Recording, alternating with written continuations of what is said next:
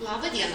Šiandien jums parodysiu taisyklingą pratimo atlikimą skirtą pečių juostos raumenims. Pirmiausia, atsisėdame ant treniruoklio, kojos pečių plotyje, pirštai žiūri tiesiai, keliukai irgi, krūtinę padedame ant plokštumos, sėdmenis atkišame atgal, rankas pasidedame ant vidinių svertelių, paduodame truputėlį į priekį, alkūnės atstatytos 90 laipsnių kampu į viršų ir pakeltos, tada pradedame skaičiuoti.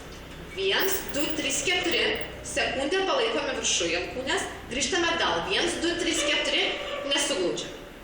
1, 2, 3, 4 ir 1, 2, 3, 4. Svarbiausia dalykai, kuriuos norėčiau pabrėžti, tai yra rankų pasidėjimas tinkamoje padėtyje, nes yra labai svarbu, kad kaip rankas padėsime, ar šitaip, ar pritrauksime labiau prie savęs. Jeigu per daug pritraukiame rankas prie savęs, yra labai sunku atlikti judesį, mes neišlaikome pakeltų alkūnių, nes tai yra per sunku. Todėl patariu paduoti truputėlį treniruoklį į priekį, alkūnės laikyti į viršų ir pakeltas. 1, 2, 3, 4, užlaikom sekundę, 1, 2, 3, 4. Nepamirškite kvėpuoti. Sėkmės.